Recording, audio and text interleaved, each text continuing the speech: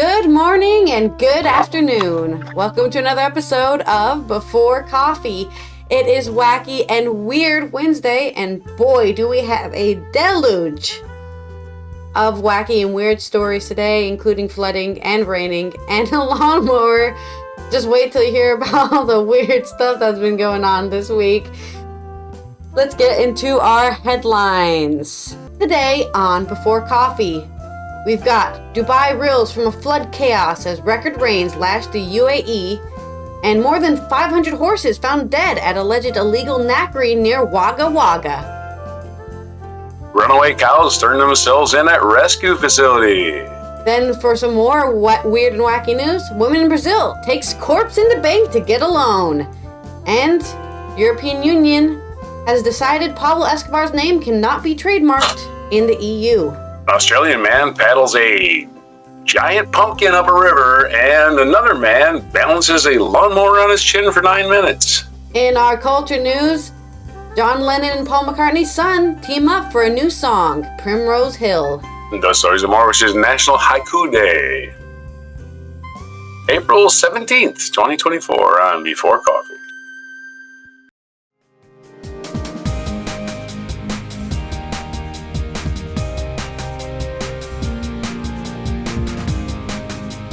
For the rest of the day. Yeah, start writing your haikus now because we will be having a test after the show. Oh, okay. Turn them in, All right. and we will decide who wrote the best haiku in the comments below, I guess. But before that, let's talk about two weird stories. One about there being too much water, and another about there being not enough water. First One about article. cows returning home. Yeah, first article is from Al Jazeera. I don't know if it's written by anybody, but it is from Al Jazeera. I don't think anybody wrote this article. It's just reporting from Dubai. A torrential downpour has left Dubai's highways clogged by floodwaters, and passengers were urged to stay away from at the airport at the glitzy financial center reeled from record rains. United Arab Emirates witnessed unprecedented rainfall with 254 millimeters or 10 inches falling in Al Ain on Tuesday, which was April 16th, in less than 24 hours. According to the National Center of Meteorology, that was the most since records began in 1949, before the country was established in 1971. Probably because the weather is the climate change, man. It doesn't just mean places get hotter, but it also means the clouds are going different places they usually don't go. Maybe it'll be good for Dubai to get so much rainfall, as the rest of us burn to death. We'll all be moving to Dubai sooner than later, I guess. Although the heavy rains had eased by late Tuesday, or late April 16th, disruptions were continuing on Wednesday, April 17th, with Dubai's flagship Emirates Airlines suspending check-in for passengers departing Dubai Airport until midnight. Dubai International Airport, one of the world's busiest, said it was facing significant disruptions after the rains delayed or diverted flights. Flights continue to be delayed and diverted, and we are working hard to recover operations as quickly as possible in very challenging conditions, an airport spokesperson has said. Staff and passengers struggle to arrive and leave the airport, with access roads flooded and some metro services suspended. Huge fault veilbacks sneaked along 6-lane expressway. A 70-year-old man died after he was swept away in his car in Ras Al Khaimah, one of the country's 7 emirates, police said. The storms hit the UAE and Bahrain overnight, Monday, April 15th, and on Tuesday, April 16th, after lashing Oman, where 18 people were killed, including several children. Climatologist Friedrich Otto, a specialist in assessing the role of climate change on extreme weather events, said it was highly likely that global warming had worsened the storms. Yeah, you don't need to be a scientist to figure that out. It's pretty obvious at this time. Your cat get lost? Global warming and climate change. The prices of bananas have gone up? Global warming and climate change. You can't find your socks? That's right. It's global warming and climate change. It's cause of everything these days, and for this, it's a guarantee. There's a bunch of pictures here that you can't see, but it's mostly just, people pushing their cars through very dirty waters. Some cars even submerged on the expressway, right? Just full, like, up to the windows. You're not going anywhere. Trucks stranded, people standing on embankments just to not be standing in the water. Houses, a bunch of cars pushed against houses because water is... They're floating on the water. And, of course, the flooded runway at the airport, International Airport. And a cool lightning strike photo. Maybe I can share these. No, I don't. No, it's too complicated. Trying to share this is too complicated for just some cool photos, but yeah. Just imagine all flooding photos you've ever seen. That's what it looks like. Just stay safe out there, everyone who's in the Emirates, and I guess also Oman and Bahrain, where it also struck on Monday and Tuesday. And yeah, just there's kind of like an argument here. Do you stay in your car when it's flooding, or do you get out of your car? And you really just have to take a chance. You can stay in your car, but you might be crushed by a truck, or you can get out of your car and you might be swept away to who knows where. Yeah, staying in your car. Yeah, you're safe until it gets up to the door, and that's over. Yeah, that's what I'm saying. This water is up to the door. So yeah, cars become buoyant at some point. They start to float. You can't and then you get crushed by all the other cars. So. Yeah.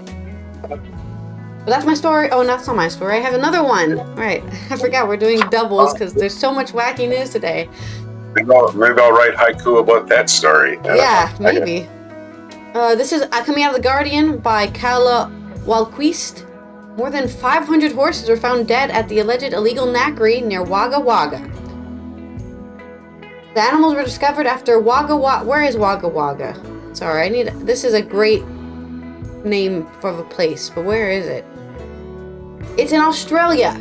Okay, so in New South Wales, Australia, Wagga Wagga, they discovered reports of alleging that horses had been butchered at a private property near the regional city and the remnants left in a dry creek bed. That's why I said one story is about not enough water. There's a dry creek bed in Australia. Others from the council, supported by members of the NSW police, entered the property with a review investigating potential offenses under the Protection of Environmental Operations Act, which relates to disposal of animal carcasses. Once the expansion of the property commenced, it became clear that the slaughtering of horses had been occurring for a long period of time. 500 horses slaughtered. In the investigation found numerous separate dumps of carcasses throughout the property, with an estimated total number of more than 500. Guardian Australia understands Wagga councillors were briefed on the incident on Monday, April 15th, and told a cool room containing horse meat had been located on the property. Like, I don't know how you're supposed to get rid of carcasses, but I don't think throwing them in a dry creek bed is the way. Some of these carcasses are no more than skeletal remains, while others were killed relatively recently, the council said in a statement. Once the extent of the operation had been identified, NSW police and other state government agencies began collecting evidence for possible offenses and regulatory actions under a range of NSW state government legislation. Guardian Australia spoke to the operator, who disputed the council's allegations about the number of horses found. The operator said there were 15 to 20 carcasses on the property and horses that had killed to make pet food for their own animals, not for commercial purposes. The operator confirmed they ran a Brumbly rehoming operation. A handful of dead horses were Brumbies that were not able to be rehomed, they said. Racing NSW, which supported the investigation but did not attend the property, said it did not concern a member of the racing industry, so there weren't racing horses. None of the horses on the property had been identified as NSW thoroughbreds. NSW Racing introduced a ban on sending horses to knackery in 2017. It requires a veterinary certificate for a horse to be euthanized. Wes Fang, an NSW Nationals MP based in Wagga Wagga, said the allegations that a makeshift knackery had been found on the outskirts of a regional city was incredibly concerning. He called for a transparent investigation. "We are having a number of our horses may be rehomed Brumbies," he said.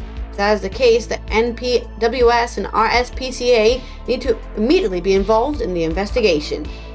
So, animal rights activists are very angry. I'm sure PETA's already headed over there to start picketing this supposedly illegal knackery operation.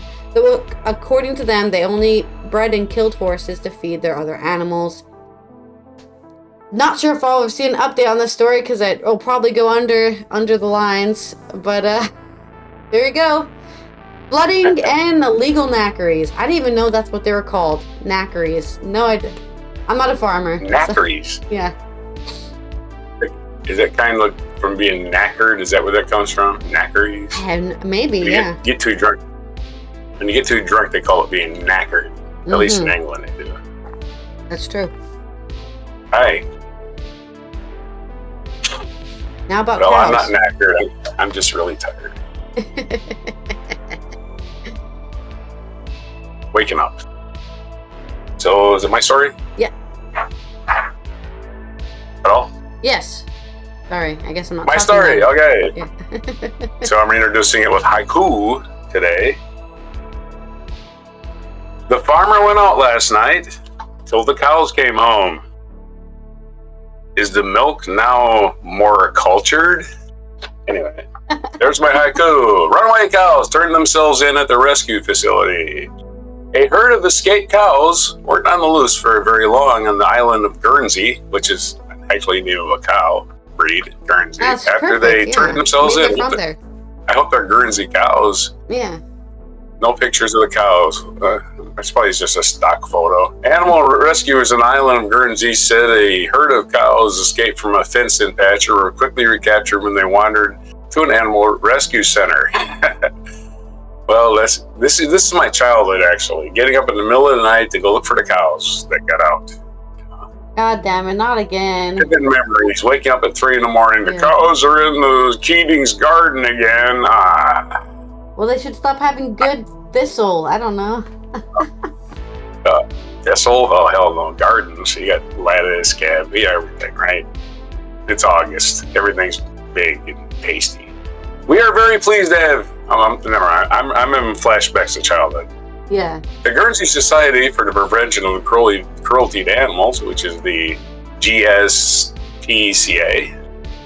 The bovines left their farm and made their way to the GSPCA's closest facilities.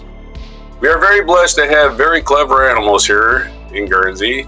GSPCA manager Steve Burns said this weekend a local herd of Guernsey cows got through the fencing and decided to visit the GSPCA on Sunday. It was a very entertaining day for the GSPCA team, but we liked the challenge, and it wasn't long before we got hold of the farmer, owned them, and off they went. He said the cows weren't the first runaway animals that turned themselves in at the facility. They must have good food. In recent years, we have seen a stray horse walk into the car park, and even 2 goats walk on site to hand themselves in when they escape their field. There's your runaway cow story, short but sweet, on Weird Wednesday, where the news is weird but not necessarily news. So, and that back to you. Oh. Maybe I should give you one of my stories. We can discuss cows, but I say it's been a pretty slow day. Yeah. I guess the EU has all the weird stories today. Okay. I just need to do a haiku about the cows coming home. Until the cows come home. You say we stayed out last night till the cows came home. Well, this guy actually did. Those cows came home. Anyway. Okay. Then in more weird news, we have... Would you want to take out a loan at the bank? Well, don't try what this woman did. This is from Tabata Viapina on Brazil Reports. A woman in Rio de Janeiro on Tuesday, April 16th, took the corpse of an elderly man into a bank to try to take out a loan of 17,000, I guess, local currency. I don't know what they use in Brazil, but it's $3,400 in dollars. A local Brazil media reports. Suspicious bank employees filmed the incident and called the police. The woman was reportedly taken into custody. The bizarre video soon went viral on social media. The story was first reported by TV Globo, the largest news broadcaster in Brazil, which shared a blurred version of the video. In it, a woman identified as Erika de Souza Vieira Nunes is standing next to a pale, elderly man in a chair. She apparently is holding the man's head up, talking to him and asking him to sign loan papers. Nunes allegedly introduced herself as the elderly man's niece. "Uncle, are you listening? You need to sign the loan contract. If you don't sign, there's no way, because I can't sign it for you," said Nunes in the video.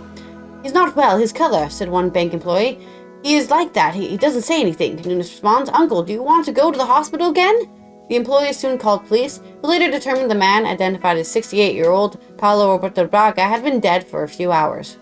She tried to get him to sign the loan. "He's already entered the bank dead," Police Chief Fabio Luis told TV Globo. "The main thing is to continue the investigation to identify other family members and find out more about this loan." Police said they'll investigate the circumstances of the elderly man's death, including whether the woman is in fact his niece, and whether other people participating in the attempted fraud. Nunes could be charged with theft through fraud or embezzlement, depending on the conclusion of the investigation. The elderly man's body was taken by authorities for investigation. Within a few short hours, the Portuguese word for corpse, cadaver, became the most trending topic on Brazilian Twitter. So, yeah, don't try this. It's not gonna work. And it's really weird, but I guess she was desperate for some money. 3,000 is a lot to some people. 14,000, I guess, in local currency. In more news on South America. Kind of, not really. It's more like news in the EU about Pablo Escobar. This is off of Hot News by Sebastian Jucan. The name of the late Pablo Escobar cannot be registered in the European Union as a trademark. The European Court of Justice ruled on Wednesday, which is today, April 17th, rejecting a request made by the brother of the late Colombian drug baron, Reuters reports. The case reached the judge's table after the European Union Intellectual Property Office, or EU IPO, refused an application for the registration of the name, submitted in 2022 by Escobar Inc. EU IPO correctly concludes that those persons would associate the name of Pablo Escobar with drug trafficking and narco-terrorism and the resulting crimes and suffering, rather than with his possible good deeds for the poor in Colombia, the court said in a statement to the press.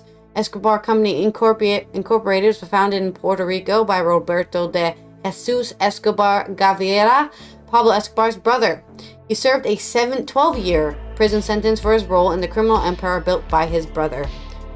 Gaviria had stated in 2020 that Escobar Incorporated is planning to release a foldable smartphone called Escobar Fold 1. The company currently sells cryptocurrency called Escobar Cash, according to the organization's website.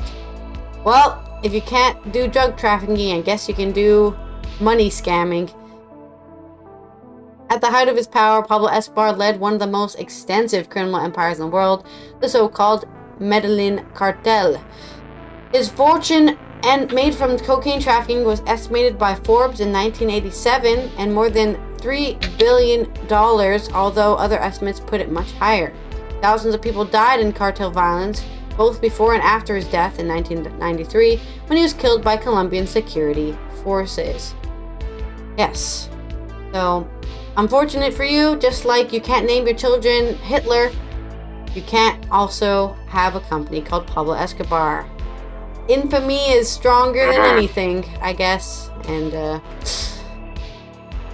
not that their phones probably weren't going to be that great, but hey, competition. Those are my two last weird stories. So on to yours about the lawnmower, man. When I heard this headline, I laughed so hard. I can't believe it. Okay, well, I was just reminding myself I could have looked up the old Pablo Escobar hippo story. It's famously, there's 170 hippos in Colombia, which are not native to Colombia at all. And the only reason they're there is because Escobar had a lot of money to waste, and he said, I want a bunch of exotic pets. So he started his own zoo, and hippos have gotten out of control. And I guess the government of Colombia is sterilizing them, right? They're not gonna slaughter them. They're just gonna make sure they don't reproduce. Anyway. Yeah. I mean, they're not Maybe native, they'll right? keep a few for breeding purposes or whatever. I don't know. Hippos aren't native to Colombia. They don't belong there. So they just eat everything. They're big, fat things that eat everything in sight, including you. They if they kill get the more chance. people in Africa than any other animal. Yeah. They're very dangerous. Yeah, they're mean animals. They look cute, but they're not as hip as they seem. They can crush your skull with their giant mouth.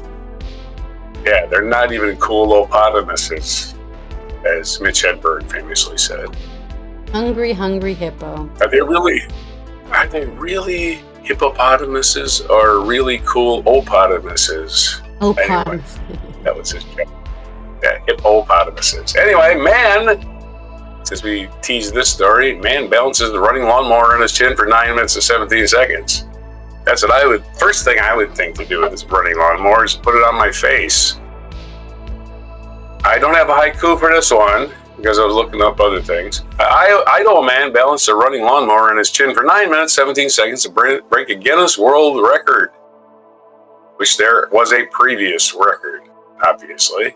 David Rush, who is on a quest to hold the most concurrent Guinness World Record titles, previously attempted the record about 4 years ago, but his time, 3 minutes and 52 seconds, was disqualified, but because his lawnmower did not have a bag on it. Oh my God! No way! It was disqualified. No bag. Sorry. Wait a minute. Clippings are going in his face, and he did it for 30 minutes and 52 seconds, and the clippings going in his face. That seems even more impressive. The record was increased in the meantime to 7 minutes and 2 seconds by fellow serial record breaker Shrita Furman. Of course, you can see this record ain't going to stand very long. This record is going to be gone in a week. The other guy's going to break it. You just wait. Or he'll lose his face trying, right? Rush finished his attempt in 9 minutes and 17 seconds, short of his goal of 10 minutes, but enough to take the title. The record brought Rush's total concurrent titles to 165, bringing him closer to overtaking Silvio Saba, who currently holds 180 titles. Too much time in your hands? Well, if you got 9 minutes and 18 seconds, you can break a world record. Next story. Watch. I'm sorry. This is also from UPI.com, as that last one was, which I didn't credit. As was my first story, which is from UPI.com. I'm one source in it today. Man pedals river in Australia's largest pumpkin. How do you know it's Australia's largest pumpkin? A man can fit inside of it. How's that? Wow. An Australian man took the largest pumpkin grown in the country this year and turned it into a canoe that he paddled down the Tumut River.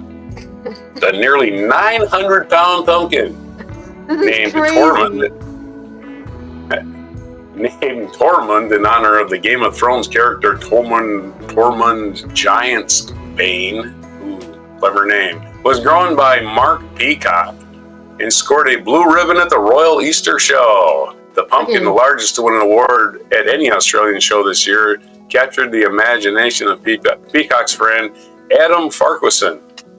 Farquharson asked Peacock if he could have the pumpkin before it became feed for the farm animals. He hollowed out the pumpkin into a boat he christened Cinderella and paddled it for a mile down the Tumut River in New South Wales, while about 100,000. Yeah, he christened Cinderella. Yeah, he hollowed out the pumpkin into a boat. Wait a minute, I thought he called it something else. I think the pumpkin was named that, but the pumpkin boat is called Cinderella. The pumpkin was called Tormund. Once it became a boat, it was christened Cinderella. Yeah, God, that's so great. I thought the lawnmower story was funny, but this one's even better. He paddled down the Tumut River in New South Wales for while about 1,000 spectators followed along from the shore. At least he wasn't doing it alone.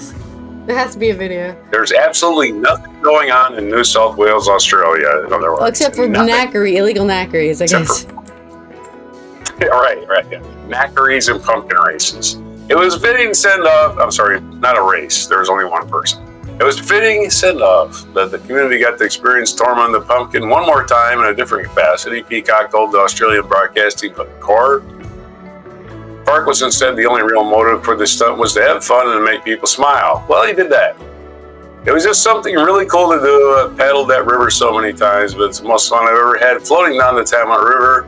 He said Farquharson earned the nickname Popeye the Pumpkin Man from the locals. Oh, now he's Popeye the Pumpkin Man. I think the whole worldwide fame will wear off pretty soon. I won't end up like Taylor Swift. I'll just get back to life as normal. Oh, you hope. I think he's the next Taylor Swift based on this alone. This pumpkin will now go on to serve its original purpose, feeding the peacock's cattle in the big circle of life, where the cows come home and get fed pumpkin. Anyway, the big circle of life where we connect all the stories. Where the guy with a lawnmower in his chin is chasing your cow through the fields. I don't know. Okay, well, I found the video, and there's your story. You know what's really weird about this story? Yeah, if you search pumpkin boat on YouTube, there is a million videos. There's people having pumpkin boat races in Belgium. I didn't know this. What the hell? Oh shit! Put that video up for the mic drop then. Yeah, there's so. I did not know this was a hidden sport. Pumpkin boat racing. Coming to the next Olympics, pumpkin boat racing. What the hell? But no, we're just gonna. I found the mic drop of the person in the pumpkin boat, I guess. So we'll do that for our mic drop. Okay, in culture news, enough about pumpkins. Let's talk about Paul McCartney and John Lennon, whose son are teaming up to create a new song together. This is on Euronews Culture by our good friend David Morquand. Last year, we got the release of the Beatles' final single, Now and Then. This year, we get a new Lennon-McCartney pairing, except it's not an AI-aided regeneration. John Lennon's son, Sean Ono Lennon, has teamed up with Paul and the late Linda McCartney's youngest, James McCartney, to release a new song titled Primrose Hill, an ode to London's panoramic viewing spot in Regent's Park. I've been there, actually. It's very nice. It's probably the only park I've been to in London was Primrose Hill. I think I did a YouTuber meetup. There was probably the last YouTuber meetup there ever was, because they've stopped doing those now, because it's like really, I guess it's really dangerous now to have in-person meetups for a lot of people. Meeting psychos is dangerous. Yeah. Meeting psychos is dangerous. Back then when YouTube was younger and newer, you know, it was a little more safe, but now it's more mainstream. So when you say meet up at the park, it ends up being thousands of people. This one was still pretty small though. In the first ever collaboration between Lennon and 48 and McCartney 46, today I'm very excited to share my latest song co-written by my good friend Sean Ono Lennon, McCartney wrote on social media. With the release of this song, it feels like we're really getting the ball rolling, and I'm so excited to continue to share music with you. Paul and McCartney also took to social media to promote his son's song, posting on Facebook about the collaboration. My son James has a new song out called Primrose Hill. Check it out! And lots of love to Sean Ono Lennon, who co-wrote the song. James McCartney, who contributed to soul music from both of his parents and released a few of his own records, is also running a contest in relation to music video for Primrose Hill. The contest is open to couples of all ages, and the submitted video must capture the essence of love of romance while showcasing the beauty and the couple's favorite romantic locations. But what's the verdict on Primrose Hill, you ask? It's perfectly lovely. A lushy produced folk ballad that has a familiarity about it, both in delivery and mood. This is David's opinion. There's a smidge of Beatles mimicry to it, and the lyrics to veer into Sachiern territory. Forever's not long enough to be loving you. Forever a day, I look into your eyes. It's such a great surprise, you take my breath away. However, if you let yourself succumb to the warm glow, it's delightful and, dare we say it, more listenable than Now and Then, which was a dreary curio that had a little earworm quality to it and felt like an artificial cash cow milking Resurrection to re-release the Red and Blue compilations. We're not saying that suddenly Sean and James have been elevated to Rufus Wainwright or Nancy Sinatra levels of musicians. God, my throat is so dry today. Let me... levels of musicians that are loud, that are following in family footsteps or anything, but it's a woozy number that's hard to get mad about.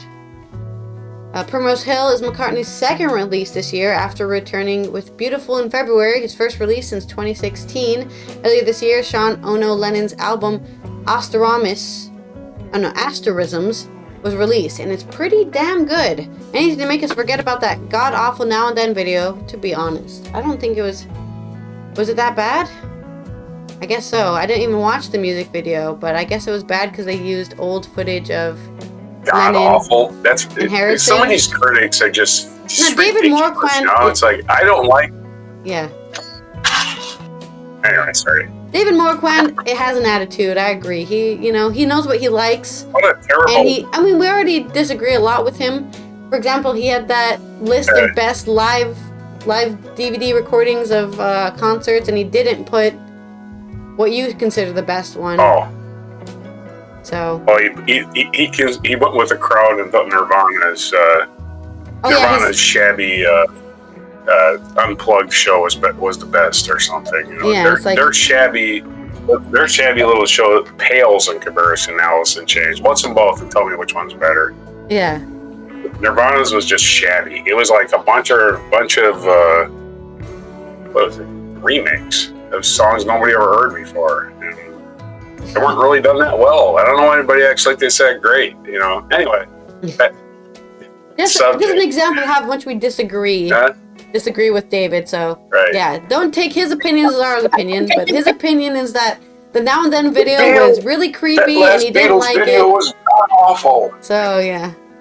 And he even put shudder asterisk in his article. Like that's how awful it was for him. Oh, the cat's in my room. Hello, cat. John Lennon's smirk on that one in Strawberry Fields Forever Dream Paralysis Nights are made of. John Lennon's. Here you go, and also here's the cat. She did not like getting picked up. She's very angry that I picked her up. All right, let's let the cat pretend the cat's reading the news. But that's my story here on. I guess go check it out. Go check out Primrose Hill and also Sean Ono Lennon's Asterisms album, which was supposedly pretty damn good according to David, but you know his opinions are. Well, he seems like he says like a bloody twit. Sorry, sounds like a bloody twit. He doesn't even mention the fact that Sean Lennon's been touring with Les Claypool, the bass player for Primus, for years. And is actually an awesome guitar player, and he's like, "Oh, they're just Beatle kids."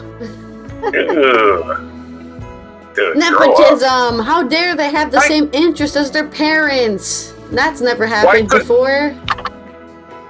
Why couldn't the Beatles make a good song with that guy that's been dead for 40 years?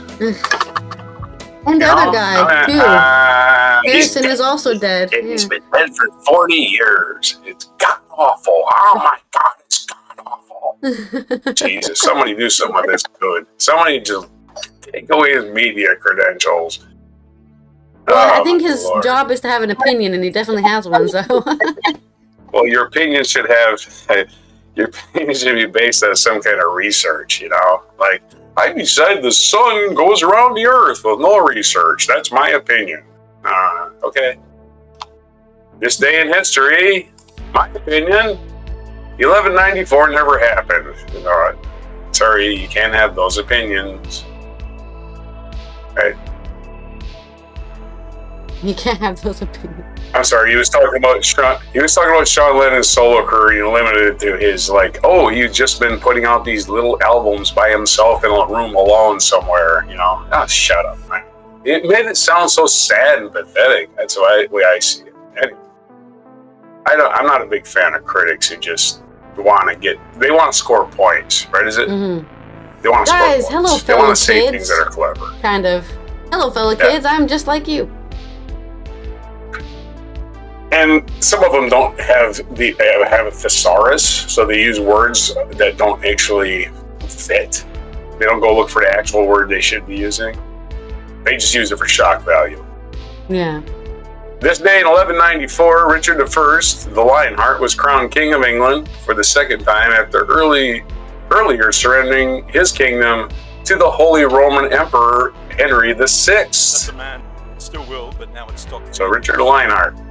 1520, Martin Luther appeared before the Diet of Worms to defend his ideas on church reform.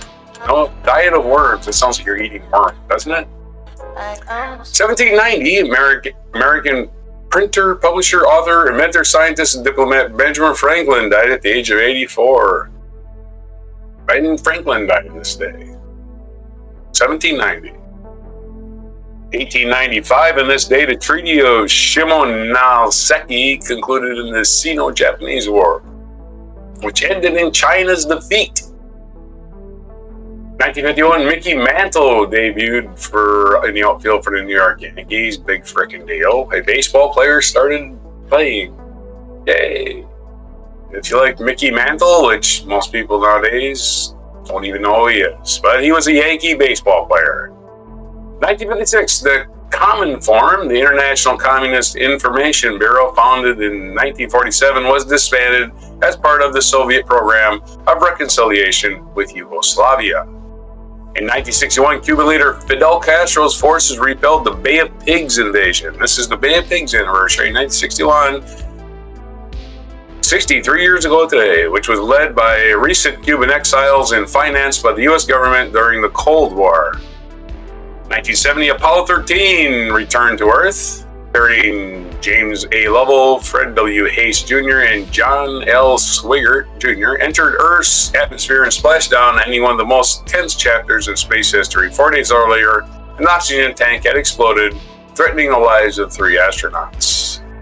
1975, Cambodia's ruling Lon Nol government collapsed, and the communist forces of the Khmer Rouge, led by Pol Pot, entered Phnom Penh and forcibly dispersed its citizenry into rural areas.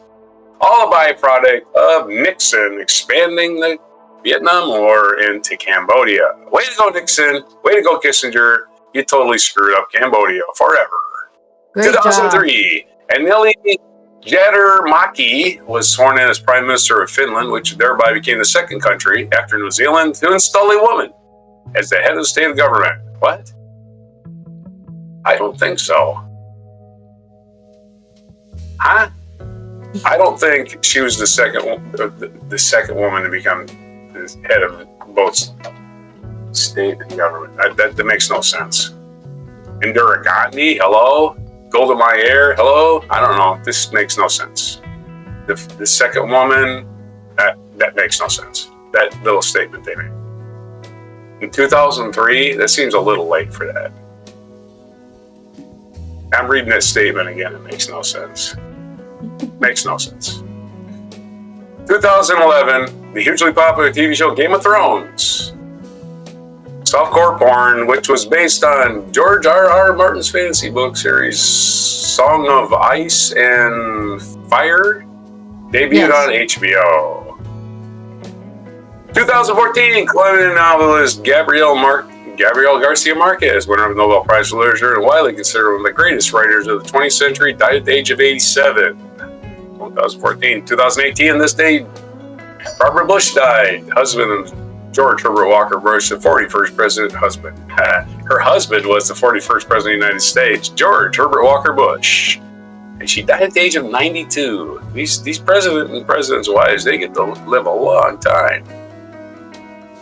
This day in history, our feature event was Canada Act proclaimed in 1982. The Canada Act, also known as the Constitution Act, took effect on this day in 1982, establishing certain individual rights, preserving parliamentary supremacy, and making Canada a wholly independent, fully sovereign state. So they've only been independent of England since 1982, but they still I think they put the king on their money now. I know they were putting the queen. I was like, why are you putting England's queen on your money if you're an independent country? Makes no sense to me. You know? Yeah. You know? Right? Hello? Why are you honoring another country's queen? You know? I guess they're still a commonwealth. All right, this our future biography, Nikita Khrushchev, the Russian leader, the Soviet leader, I should say. April 17th, 1894 was his birthday in Kalinovka, Ukraine, and Died September 11th, 1971 in Moscow at age 77. Other featured birthdays today. William Holden, American actor, born in 1918. Nick Hornby, a British writer, born in 1957. Adam McKay, American director, producer, and writer, born in 1968. I think he's the guy on the guy that blows stuff up. What's his name? And Victoria Beckham, English singer and designer, one of the Spice Girls, born in 1975. Happy birthday, Victoria Beckham. Adam McKay, he's one of the guys that blows stuff up, right? Oh, yeah. I have no idea, No? actually. I have to look him up now. Don't know who he is. Never heard of him. Okay, never mind.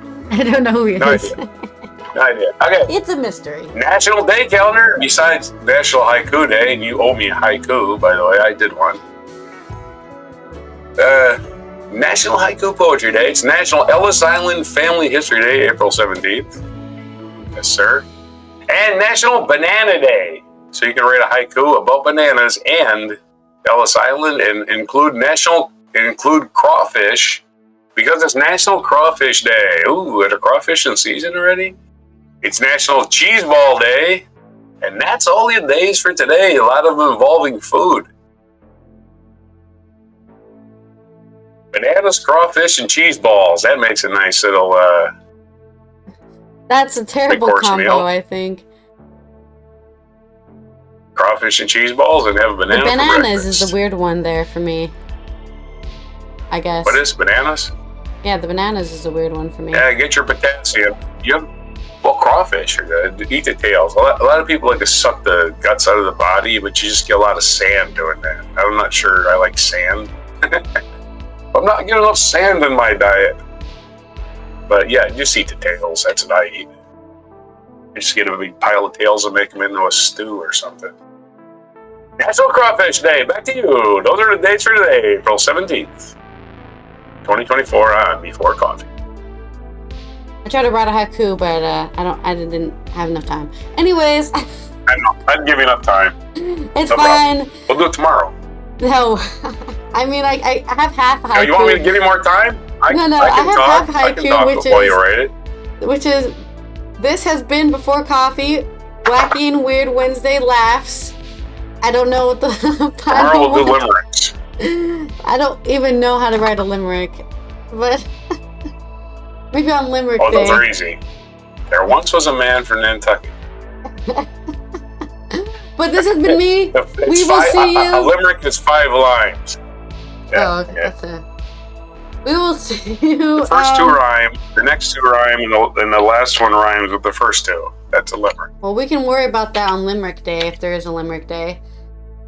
But I hope you've had some good laughs about the pumpkins and lawnmowers, because I did. And stay safe out there. If you happen to be in or near the UAE where it's currently flooding. And yeah, we'll see you tomorrow for our Themeless Thursday, where we're just going to talk about whatever. I mean, we generally talk about whatever, but Thursday's the only day we really don't have a theme. And so take it out there. Don't forget to subscribe if you're not already subscribed on the YouTube channel. And here's your mic drop moment. Subscribe! Moet ik ze maar aanhalen, rechtse vaarders.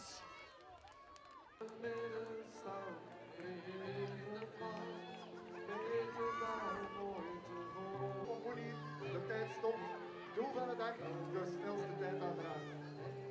Westerlee, de pompoendergatta, een samenwerking tussen de Kastelse Kajakclub en het Potter en dadelijk krijgt het allemaal in zijn gezicht. It was a strange experience to go in a pumpkin.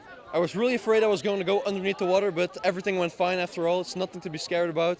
But the only thing is it's really cold, actually.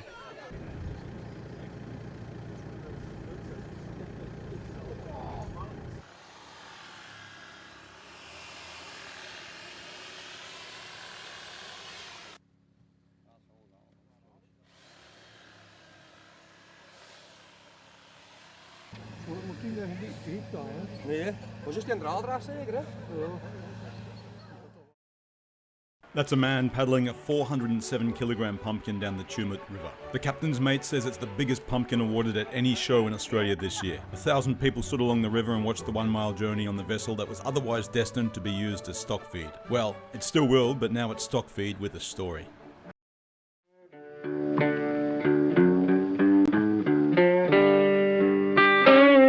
Be sure to hit the like, subscribe, and notify buttons, and follow our other channels, Toxic Alley, History of Gravy, and Scratchy Old Records.